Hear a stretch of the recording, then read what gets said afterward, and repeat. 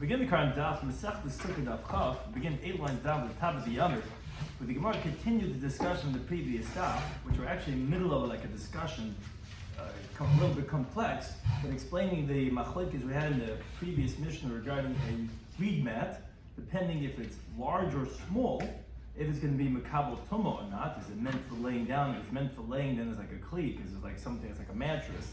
And then if it's makabel tumah, you can't use it as schach. Depends if it's big or small, what generally we use it for, we don't. And Rabbi Shloimy said, doesn't make a difference if it's big or small. He said a certain phrase, if it's made for laying, it's makabel tumah, if it's made as schach, it's not, and then you can use it as schach. The Gemara had given an interpretation, we're going to continue on that. The Gemara is going to actually amend that interpretation and switch our understanding of the machlokes in our Mishnah. Shiur's correspondent Mesechta and Mesechta and Daf Yomi for joining today's Daf. Welcome back, everyone.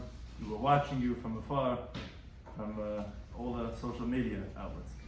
Some of the things discussed in today's Daf are, the Gemara continues this discussion about using mats for schach. What type of utensils and mats can become tamei mace or tamei medrash. Rabbi and the sons that reestablished her in their Yisrael. Also, the next mission discussed regarding sleeping under a bed in the sukkah, acceptable for fulfilling the mitzvah or not. So the key terms of concept discussed in today's daf are tamei mes is when a mes comes in contact with a kli, so then it could be makabel tumah. Tamei medrash is something that specifically meant for laying or sitting, and then it's makabel the tumah medrash. Allah after Babel the Yasta that the Tyrus Eretz Yisrael was forgotten over the 70 years of Golas Babel until Ezra came back from Babel and reestablished it. Sham and Gemi are two types of plants from the rush family, which are softer than most other plants. So on the previous stuff, again, we had said regarding the machzelas kanim, regarding a reed mat, we had said that it depends. If it's a sola shchiva, if it's meant for laying, so then it's a kli, it's makabel tumah, and then we can't use it as schach. If it's made for sichuch, for covering a roof, so it's not a kli, it's not used for laying on, so you could, it's masach to make use of schach, and it's not makabel tumah. So the question, however, was regarding stama, for no specific purpose. What's the halacha? Is it stama l'shchiva? Then makabel tumah, you can't use it as schach, or is it stama l'sichuch? And then you could use it as schach, it's not makabel tumah. So the Gemara had previously interpreted, and that's where we're continuing 8 lines down at the top of Yomit, that the Tanna Kama had said that it depends, and this was actually the first lines on this Amid. The Tanna Kama was saying that a reed mat, if it's a large one, if you make it's generally for schach because it's very large and the large ones are very hard. If you make it for laying, okay, then it's makabel tumah, then you can't use it. Whereas by the small one, a small one is always meant for laying down. And Dr. Beleza came to say that no, achas ketana achas gedayla, stama is kasher l'sichuch. None of them are used for laying down. And that's what the Gemara continues right now. Only Abayas is the Rav. If that's the case, that Rabbi Eliezer, when he was saying his whole chiddush was coming to say that the small one is like the large one, to say that not only is a large one like the Tanna Kama says, okay, the large ones are very hard, so you don't usually lay on it. So the stama, the default of it is for schach purposes, and that's what. But the small one, the Tanna Kama said not, and that Rabbi Eliezer was saying no, the small one is even like the large one. The small one is not so soft. The small one is also hard, and you're going to use it for schach purposes. So if that's the case, then instead of saying Rabbi Eliezer says in the Mishnah, his words were achas ketana ba'achas gedolam. Oh, it's the same thing with Tanna Kama. Don't differentiate between the big one and the small one. Only the big one is stama l'sichuch, but the small one be stama l'shchiva. No, both are used for sichuch. They're not used for laying on it. No one's going to lay down on it. And general b'schach. No, his word should have been the opposite. Achas gedolam, achas ketana miboilus. What's the difference? So Rashi explains, because if you say achas gedolah v'achas ketana, that sounds like that the small one should be like the big one. It's the same thing, the big one and the small one. In other words, it's the same, and you don't differentiate for a second halacha, because that's how the Tanaim always do it throughout, which places clarifies a little bit what Rashi is saying, but the more obvious one is said first, and also the second one we're saying is going to be the same like the first one, and Rashi brings many different sources that you find such a concept. So if the chiddush of Rabbi Eliezer is that you, the Tanna Kama, that you said only the big one is tam l'sichuch, because people are not going to lay down, and you can use the schach, but not the small one. And your brother's coming to say, no, even the small one. So the words are the wrong order. It shouldn't say achas ketana achas gedayla. It should say achas gedayla. Not only the big one, but achas ketana, but even the small one is going to have the same halacha that you could use it as schach. So that's question number one. Oh, moreover, he says to the contrary, because you're actually wrong. Keep ligi, the dispute actually is b'gedolah. It's actually not by the small one that Rabbi Eliezer is coming to be lenient and say that not only the big one is stam l'schach, but also the small one. No, to the contrary, b'gedolah, they disagree by the big man. Rabbi Eliezer is actually going stringently and he's saying that even the big one, stama, by default, people will actually use it for laying and not for sichuch. This time I learned the brisa. Machzelas hakonim, regarding the reed mat, Begedola, by the large one, the Tanakama held, as he said in the Mishnah Masachim, but you could use v'schach. Because most people won't lay on it. Again, the bigger ones are the harder ones. And therefore people not using it for laying, they'll use it for a roof. Rabbi Eliezer, he says, in other words, if he explicitly makes it for sichuch, he's like saying if, like as if that's like a unique case. If it's not going to make avotama, he's making v'schach, then misachim, but then you could do v'schach. But it sounds like if he didn't make it explicitly to not be mekabotama, then no. Obviously, because according to Tanakama, the stam of the gedolah of the big one is for sichuch, and that for Rabbi Eliezer, the stam of the big one is for laying, and that it generally is mekabotama. So you see the opposite of how you had previously interpreted. So the Gemara says yes. Elam Rapapa, rather Rapapa says you're right. Big Tana by the small reed mat, no one's going to disagree to some L'shchiva. Again, a small little mat people use for laying down. The machlekes was by the big one. Tanakama held stam b'day l'sichuch, that generally a regular unspecified big large mat is used for sichuch and the kosher for schach. Yes, so stam b'day l'nam l'shchiva, that no, even a regular big one is used for laying down. So the Nemaya saw the Shchiba the Karma. So when Rabbi Eliezer had said that you're making it for laying, what are you making it for laying? I thought Stama the Shchiba. How can you say Asal the Shchiba? How can you come? This is what he says. Stama siyasa. Not that you made it. The unspecified making, the primary making of the big one is not the Shchiba is also for laying down. The other the Sichach until you go ahead and you make it specifically for Sichach. So the way Rashi says, the words of the Tanakama now, the way it's being explained, is actually as we had previously explained on the previous stuff. Because we had to ask the contradiction in the words of the Tanakama. It seemed to be a stira regarding stama. Because it spoke about if you make it for shchiva or if you make it for sichach. Okay, but what happens if you don't make it for either one? Seems to be contradictory inferences. So on that Rashi says, now the Gemara is back to what we had originally explained, that yes, the ratio is talking about by a large mat, as we explicitly said, and the safe is by a small one. And the Tanakam was saying that if it's a small one and you make it explicitly for sichuch, then you can use v'schach, but you're right, but stama would be l'shchiva, in contrast to the big one. Another Rebbe is coming to say that no, also the big one is the same as the small one. When you make it stam, it's stam is made l'shchiva and it's mekabel tuma, and you cannot use v'schach. But if you explicitly make it v'sichuch, then you can use v'schach and not mekabel tuma. That concludes the Gemara's discussion of the machlekes of Eliezer and the Chacham regarding the machzas hakonim from the previous Mishnah. Now, continuing on the related halacha of the Mishnah regarding these mats, turn about the Litna Brisa. Machzela shel shiva v'shel geni. There's these, if someone has a mat of these soft grass-like plants from the rush family, which are soft, so therefore has a different halacha. Your gedolah, if they're big, but again, the big ones are always harder. So that would be stama l'sichuch, because no one's usually laying down in it. Some mesachim, but you could use v'schach. Ketana, if they're small, so then ein mesachim ba. Then you can't use it for schach, because generally small ones are made for laying down, and it doesn't make a difference if it's braided like these types of chains, which is thick and not smooth, and it doesn't make a difference if it's woven with smooth. It doesn't make a difference. That's what's saying that if it's big, you can use as schach, but if it's small, you cannot use as schach. And again, it won't make a difference if it's gedula or aruga. But that's specifically by these soft reed-like plants from the rush family. But let's say you make it shalkanim, if you make it out of reeds which are hard, that's the special concept over here of the halachas. If it's hard, you're not going to use it for laying down. Or vishalchilas of sedge, which its stalk is very thick. Oh, so then there's a difference. Gedula, if it's braided, which is like chained, misachim ba, meaning you make it like these chains, these links. So then you can use a v'schach, even if it's small, because it's not made for laying, because it's very thick and it's not smooth, and the wood is very hard, no one's going to lay down on it. Arug, if it's woven, then a misachim ba. Then you cannot use a schach, because if it's woven, it's very soft. And generally people use it for laying down, because why did they weave it and not just make it like these chains? is for the purposes of laying down it to make it smooth and make it easy on the body. And that's why you wouldn't be able to use the Pesach.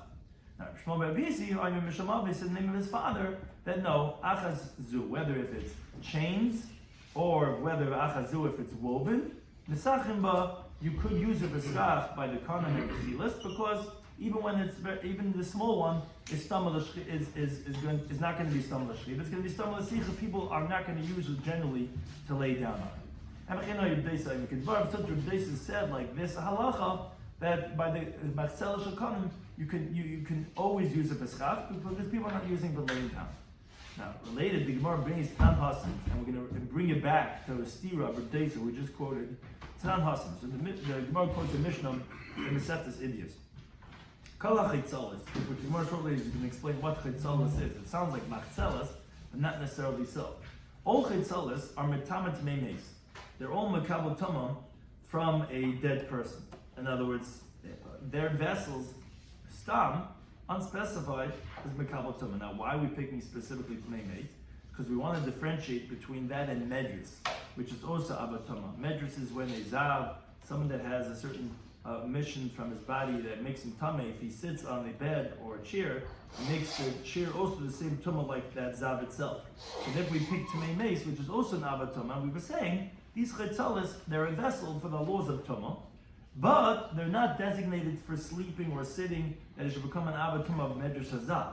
And therefore you cannot find that it's going to be an avatuma only through a dead person, which is going to be tamas mes. That's why I pick tumah mes. So it's really any tumah, because it's considered as a kli. That's the Rabbi. The sages, they say medrus, that actually through the stepping or the sitting of a zav, it's going to become an avatama because it is made for laying down. The question the Gemara has for us is, it sounds like the Nachamim medrus in. It sounds like it's only going to have tamas medrus, tamei meis loy. It's not going to have tamei mes. How can you say that? But by not sound, we learn the mission that says tamei medrus, whatever contaminates as a medrus, that because someone lays on it as a zav, it automatically has the tumah of tumas mes. And as Rashi points out, it also has all types of tumas. For example, let's say a sheretz when the vela touches it.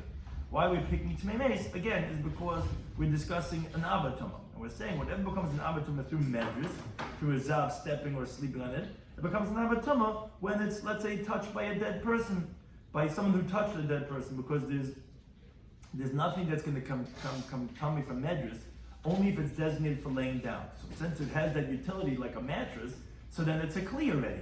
And whatever's a kli for medrus is automatically going to become a tumah from all types of tumah, even if it's pshuti kliyates, which generally something that a wooden vessel that's a flat vessel is not mekabel tumah, but the Gemara learns out in Kavochem, Masechtas Shabbos, that Pedal and Aleph, that it's for sure going to have, because if it's a kli regarding medrus, it's going to be a kli regarding that of like a tumah of a mess, which the end of that Mishnah, however, says, but you could have something that's mitzama from a tmei meis, but it's not a tam from a medrus.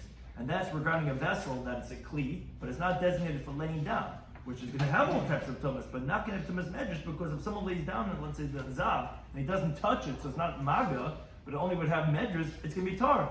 Because regarding medrus, we say that it's not meant for laying down. We say, get up. We have to do work with this thing. It's not a mattress, but what are you sleeping over here? But one thing is, the Gemara is saying, how could you say it's going to have tumas medrus and not tmei meis? But we know that anything that's automatically medrus is automatically tmei meis. So it says the Gemara, Amy, you're right, say af medrus. The Chacham are not saying only medrus, it's saying it's even medrus, meaning we know it's a kli, and it's also made for laying down. But Reb Deisa holds it's only a kli, and it's not made for laying down. Now the question the Gemara now clarifies is my chitzalas. So you were discussing, we were just explaining a machlekes in a Mishnah in Idiyos regarding chitzalas, if it has only tamas mes like Reb Deisa, or like Chacham, even tamas medrus. That says Gemara, my chitzalas are what are chitzalas? So whenever Dimi Bad Hamaduri, he says it's mar zayvli. Says my mar zayvli. Amar Rabbi says it's mizavli, which are these leather bags that the shepherds would make, which they would put underneath their head and they would lay down. The Shimon Lakish, and he says machzelas mamish, says no, literally it's regular mats.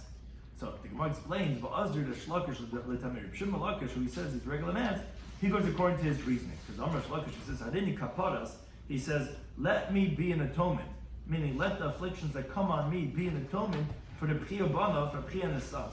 Which that's actually an honorable way of talking. When someone mentions his father or his teacher after they passed away, you have to say that, which that's the minig at 12 months after, during the year, you say for your father, I didn't kapars mishkava, I'm an atonement for his bed. So he was saying that let me be in the tomb of Rabbi and his sons, where he basically is being mechabed them when he's saying this, because he's going to say something to quote them. Shabbatchila, because in the beginning, so when the Torah was forgotten from the Jewish people after Golas Babel, Ezra, Sefer, came up from Babel, and he founded the Torah again that was forgotten in Eretz Yisrael.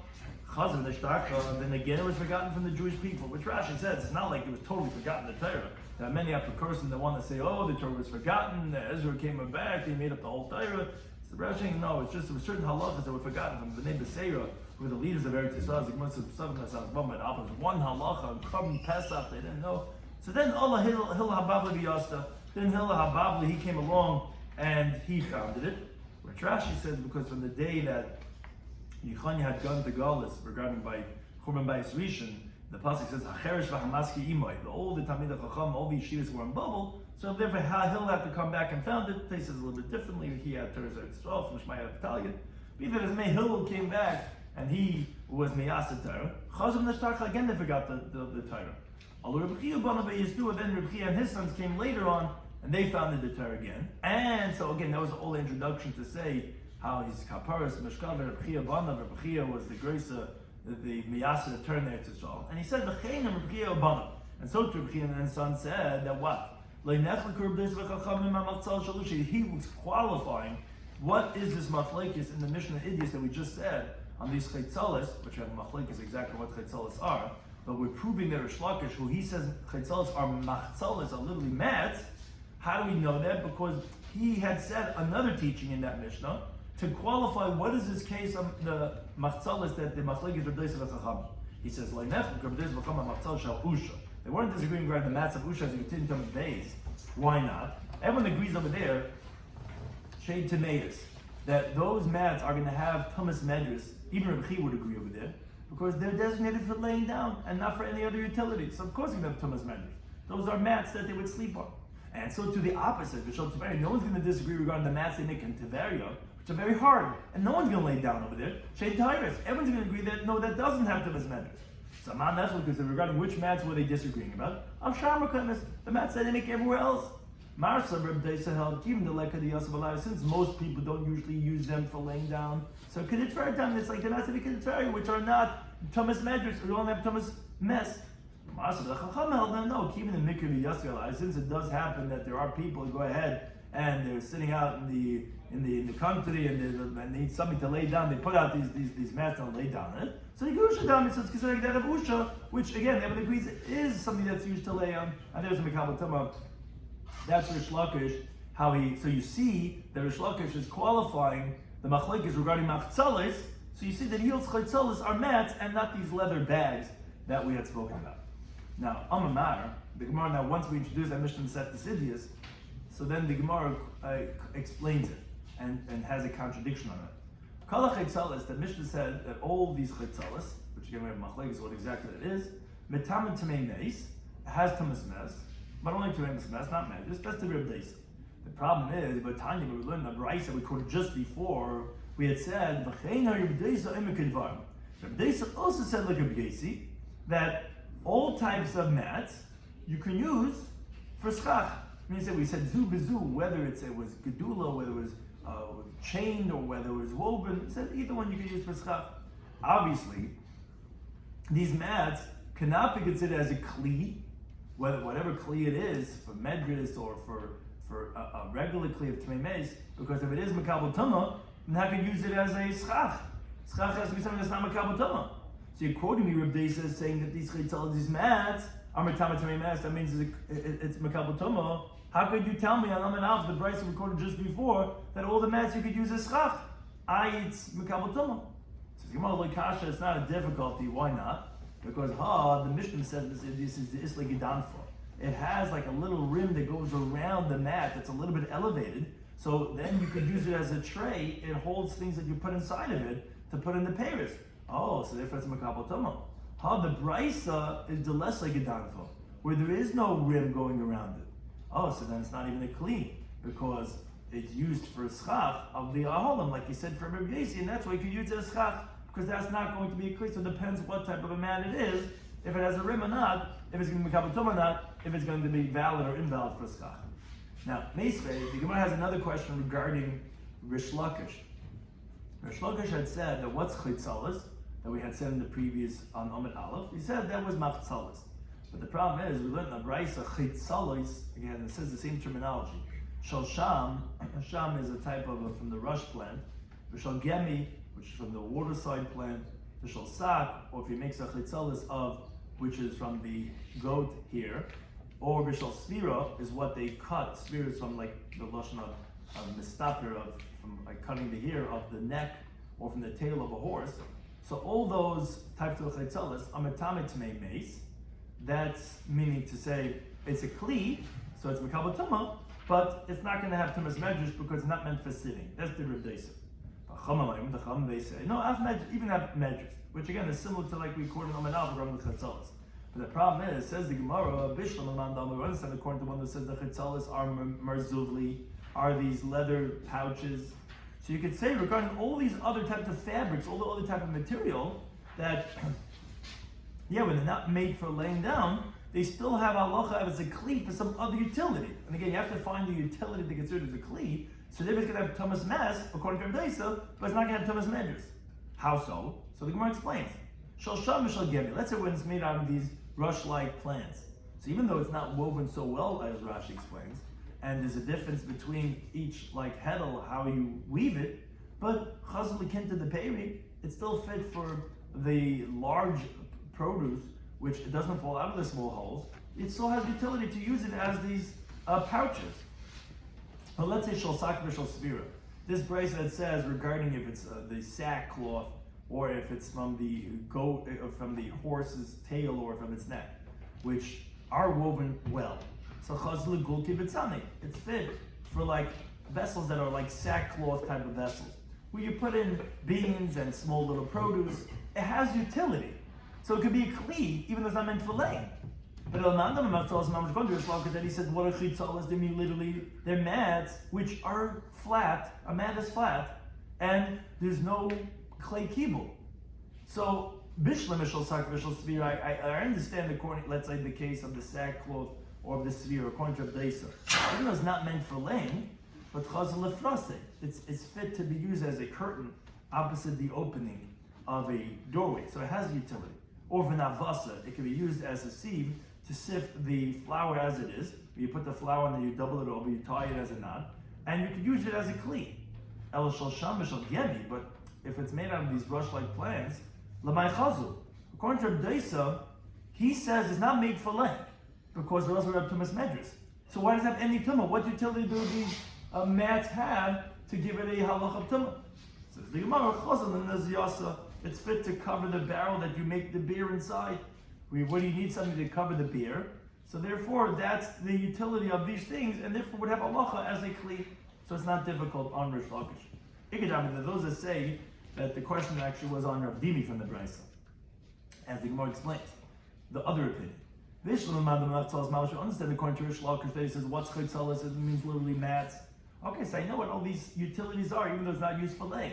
Shal Shal Gemi, regarding the reed light plants, you could use it to cover the beer. Shal Sak Shal Svira, that is made out of the hair of the goats or that of from the horse is chazal lefrase. And avas is can be made for a curtain and can be made as a sieve. So again, I understand why it's going to have halacha as a kli to become a tumas mas, even though it's not used for laying down. Ilmando and marzuvli, but according to one that says these leather pouches. So bishlam shal sak shal svira, I understand if it's made out of the goats here or from the horses here. Chazal gulki b'tzani. It can be made for like these sackcloth type of vessels, which that's what it is. The chitzalas are pouches according to that interpretation. But if the case of the reed-like plants, what would a pouch made out of that material have utility for? It says the Gemara, it would have utility for these large produce, that which they won't fall out through these holes, although you can't weave them so well, it still would have utility again. So according to everyone, it's not difficult what chitzalis means, whether it be machzalis, mats, or it means these leather pouches. Now, the Gemara brings a story related to these halachas of using mats for schach. So Tanya learned in the Braisa that Amr Chananya says that Kishiradti, he was the nephew of Rabbi Yeshua. He was his brother's son. So he says Kishirat L'Gaila says when they went down to the diaspora, because the Gemara in Brachas Nafsam Gemara says that he went to the diaspora to make it an Ibriyah. On Daf Samach Gimel, the Gemara says. So he says, when they went down to the diaspora, Matzasi Sukkah Daf, he says, I found one elderly man. And they told to me, you can make schach with a mat. When they came to my uncle, my father's brother, Rabbi Shua, he agreed to what he had said because it's dama l'sichuch.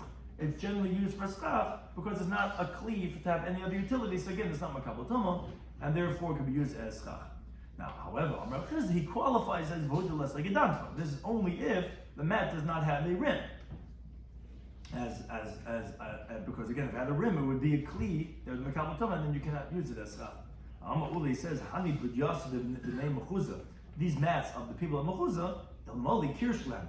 If not for its small little rim, its wall that it has, if not for that mesachim, then you'd be able to use it as schach, because then it wouldn't be makabel tumah, and you could use it as schach. On the price you could use a schach from a mat. But if it has a rim, then you cannot use it as schach. Again, because then it's a kli, then it's makabel tumah. Sukkah, which I will return to the first paragraph of the Sukkah, which spoke about the parameters of the kashrus of a sukkah with the walls and of the schach. And now we continue with the second paragraph, Hayasham Tachas Amita, which continues on these halachas of sukkah. So the Mishnah opens up, Hayasham Tachas Amita b'sukkah. Someone sleeps underneath a bed in a sukkah. So the Yatzidei is not fulfilled his obligation. Why? Because it is an aisle, there's a canopy, meaning underneath the bed. The bed is basically a tent that separates between him and the sukkah. And the reason why we're talking about sleeping is because the primary yeshivas sukkah is eating, drinking, and sleeping. So we're saying you have not fulfilled your obligation if you're sleeping underneath the bed in the sukkah. However, Amar B'Hudi says, what do you mean? We always used to have the custom, there's given an el to the yid, we give him the bed, and we would sleep underneath the bed. But they never told us anything. Now, the reason of this is going to be explained in the Gemara, because Rabbi Huda holds that a sukkah is an oil kavah. And therefore, an oil arai, a temporary oil like sleeping under a bed, is not mavatal your being in the oil kavah of the sukkah, and you're still, so to speak, in the sukkah. Now, however, Rabbi Shimon, he brings a story to actually support the Tanakh. It says, Maisa b'Tavi Abdish Gamliel. Says there was a story with his name was Tavi. He was sounds like English. His name was Tavi. He was the Abdish Gamliel. He was the servant of Gamliel. Shayoshin Tachsamita, that he would sleep underneath the bed. Gamliel said to the elders, Re'isim Tavi Abdi Shutamach Chacham. Look, see my slave Tavi that he's a Talmudic scholar. How so? The day he knows he knows that slaves are exempt from the mitzvah sukkah because it's a mitzvah sesation. It's a time-bound commandment. Only 8 days is 8 days in a year, and women are exempt. And whenever a woman is chayiv, only that evidence is exempt. The says in Chagidah down and out. So he knows that evidence is exempt. Therefore he sleeps underneath the bed. Now says the Gemara parenthetically, and according to our way, we learned. In other words, although he wasn't telling it to us to learn anything, he was just schmoozing. He was praising his slave in a joking way. But we learned from his joke, someone sleeping beneath the bed has not fulfilled his obligation, because you see that he was saying that Tavi Abdi was so smart that he knew that he was part, and therefore he was sleeping underneath the bed. But that obviously tells us no one else allowed to sleep underneath the bed. Now the Gemara says a question: how can you say you sleep beneath the bed? You have not fulfilled the obligation, but it's not 10 tefachim high. So the Gemara says, Shmuel has interpreted B'mita Asar, which place discusses this specifically Shmuel the Shitasa, who he holds to have Sukkah Tech Sukkah is going to be 10 tefachim. But be that as it may, the Gemara is saying you can't have an oil to say you're not an oil. Everyone who is wearing a jacket or has a blanket over him is not another oil, it's not in the Sukkah. You have to have a gap of 10 tefachim to say it's another oil. And therefore Shmuel says you're right, the halacha of a mission must be that the bed that you're sleeping under has to be a height of 10 tefachim. Now, Tnan Hassam, the Gemara explains this opinion of Rabbi Yehuda of our Mishnah, who he says that you could sleep underneath the bed. He says we learned over there in the Mishnah, the Masechta is always that mentions all the things that bring tumah, that they're considered as an oil that will bring tumah from one area to another one. The Mishnah says Echad Chor Shecharu Mayim, whether it's a hole that was dug through with water. For example, let's say by the high banks of a river, where the water digs out from beneath it and it makes like a long hole running through, or a shrotzim, or let's say you have these weasels or moles that had carved through a hole. Or let's say even if the earth is salty and it's cracked on its own, or let's say you have large stones that are organized one on the other. Now sometimes you have one on top of two, and then the bottom ones, they're near each other, but they're a little bit distant one from the other, and you're going to have an oil of a taf. You're going to have a gap, an airspace of a handbreadth.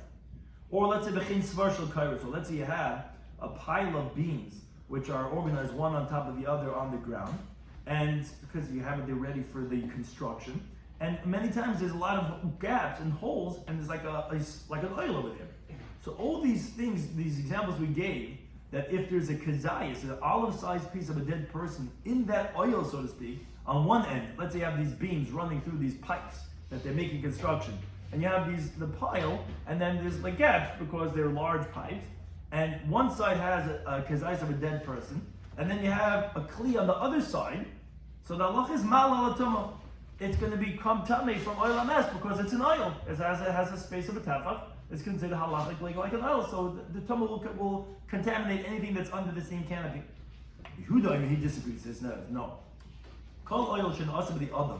Any oil that's not made by intentionally from a man or a human being to make an oil, it's not going to be halacha as an oil for tumah. So all these cases are not going to be valid because either the water made it or animals made it, or it just happened to be, happenstance from the poles or the bricks that are there. That's not going to be oil. Says Gemara, my time to read what's the reason Rabbi Yehuda is it continues on the Chafal and the Aleph. Yolaf oil in the Mishkan. He learns that Xer Shabbat from the Mishkan. Siv Hachat says over here, Thomas oil pasig midbar zay sater. This is the halacha of kiyamas boil if a person dies in an oil. Now, so that's where the halacha of oil was said. Now it says the word oil. Siv Hasim says over there regarding the Mishkan in Parashat Shema in Sefer Shema. So the Yifres says the oil of Mishkan that they spread out the oil on the Mishkan, which was one of the areas, but we see that it's called oil when it's the context of the Mishkan. Malahalim by the oven, just like over there by the Mishkan, was intentionally made by humans to make this oil. Afkam the oven, so over here by the Tumas oil has to be deliberately have made, and therefore the whole is not going to be valid. Rabbanan, what's with the Rabbanan? No, oil. It says many times in the Pasha Para Duma, which talks about the halachas of Tumah. It says many times the word oil, riba, it's coming to include even if it's made by itself, and therefore that's where the Gemara will continue on the next daf regarding this halacha of oil that we're discussing in our Mishnah. But that's where we find this machlekes of Yehuda and the Chachamim regarding is the oil something that could be made whenever you have a gap. Like the Chachamim or Yehuda says no, it has to be made. But the other make it there anytime. So